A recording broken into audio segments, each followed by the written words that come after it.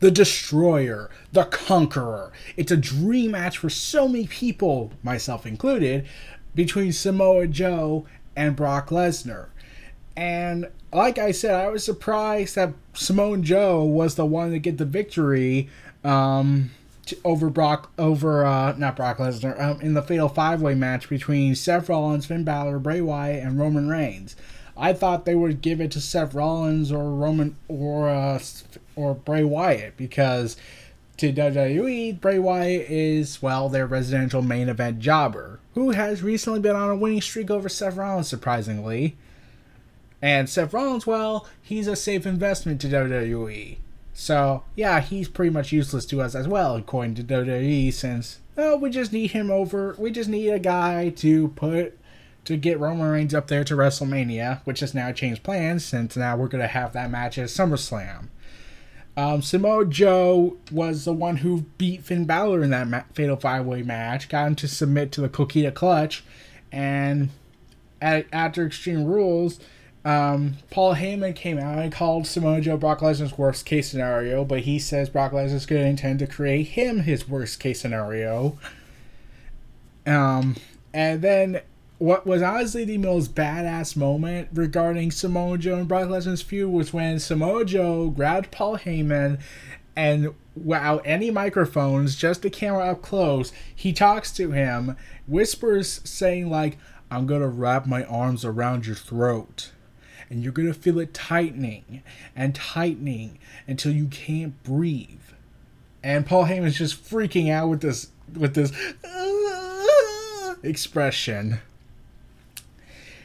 And then he wraps Paul Heyman in the Coquina Clutch, and Paul Heyman's squirming around trying to get out of it and tapping out. And Samoa Joe's yelling out, "You tell him this! You tell him this!" And doing everything in his power to tell Paul Heyman to say, "Yeah, I'm a threat to Brock Lesnar. Get used to it because I'm taking the Universal title from him." And Paul Heyman, after the torture by Samoa Joe and the Samoa Joe proclaiming that he wanted to face Brock Lesnar right now, when fans were chanting, "We want Brock! We want Brock! We want Brock!" And Samoa Joe screamed out, "Well, so do I!"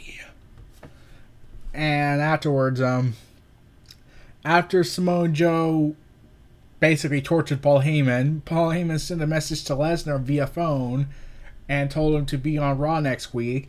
And it was reported that Brock Lesnar would be on Raw for the next couple of weeks straight in a row, surprisingly, during this build-up with Samoa Joe to Great Balls of Fire. And yeah, thank God that actually happened. I wonder how much money WWE had to pay Brock Lesnar for coming up consecutively. So, after Brock Lesnar returned, they called out Samoa Joe, and Samoa Joe came out, and they stare down for a couple of minutes, and they start fighting. Samoa Joe launching the attack first. Yeah. And then security comes in. We know this song and dance once again. Security comes in. They beat them up. Superstars come in. They break it up. And then Samoa Joe gets one last kick to the skull of Brock Lesnar. So, yeah. WWE was experimenting something with Samoa Joe with a full-time wrestler that wasn't Roman Reigns or John Cena, making him a threat. Like, we've seen Goldberg, we've seen The Undertaker, and become threats to Brock Lesnar during build-ups. Whereas John Cena and, to an extent, Roman Reigns, they just talk about how they're a threat to Lesnar. They don't physically show it. And that's what made the Samoa Joe build very standing out, because it was a full-time wrestler looking like a legitimate threat. And Lesnar was looked as a human being instead of a beast incarnate in this, because because after June 19th episode of Raw, when they did interviews, as Lesnar was making his entrance, Joe ambushed him from behind and applied the Coquina Clutch around him 3 times, nearly causing Lesnar to pass out. And, okay, when his face was turning dangerously pink, I was like, are they really is this really happening? Like, Okay. And people like to say this is fake because I don't think there's an ability in the human body to control your breathing apparatus to make your face turn pink.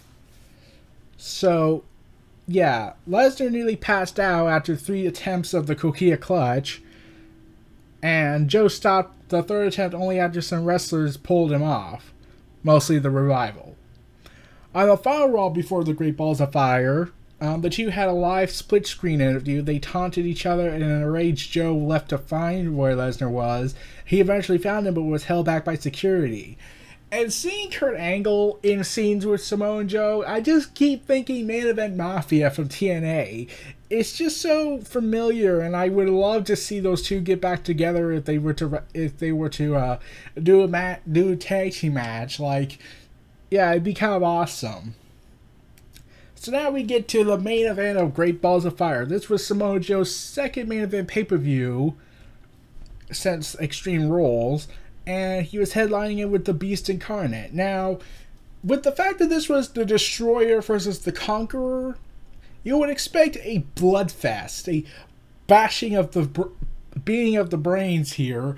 Like, you would just expect intensity, awesomeness, destruction, and carnage left in its wake. The match was 6 minutes and 25 seconds long. Yeah, in fact, this video recording, like, it's past 6 minutes and 25 seconds. That means this video is longer, therefore longer, than the match. Like, I had beliefs that they would go, like, 20 minutes at this. Like, especially since, like, this was the WWE Network. They could go as long as they want. And yet they still have pay-per-view, and yet they still treat it like it's a pay-per-view exclusive. At times, like they ended at 11:05. The only exception if it's WrestleMania or SummerSlam, and maybe Survivor Series, and the Royal Rumble. Like the Big Four are given a special privileges, but this was a match I wanted to see, and see these two go at it. Like Samoa Joe, like the match really lasted for like 7 minutes because the first portion of it was before the bell rang. And Samoa Joe attacked Brock Lesnar from behind and used the Urigani Izaguri. I keep trying to... Urigani, I'm pretty sure I pronounced that wrong. On Lesnar onto the announce table. So they got their obligatory destroy the announce table because we had to destroy the announce table in their contract. Yeah, I don't know why WWE now has a fetish for it. Like, they've done it from, like... I wouldn't be surprised if this has been done in the beginning. Like, it's mostly been done, as far as I know, during the Attitude Era, and maybe during the Golden Age. But, yeah, WWE has a fetish for destroying the announce table. Mostly the Spanish one. And occasionally the German one. And nowadays, they destroy the English announce table because, well, that's the only announce table they ever put on Raw. So, yeah, Samoa Joe was getting a dominant performance out in Brock Lesnar. Samoa Joe looked like $1 million here, but then the ending of the match happened. Also, Samoa Joe kicked Lesnar in the groin, so we have to get our obligatory Great Balls of Fire joke out of it, because there was a lot of moments on the show that had suggestive wording. Like Big Cass's entrance, like when he stopped and raised his arm in victory, it blocked out cat, the C word, and it just said big ass.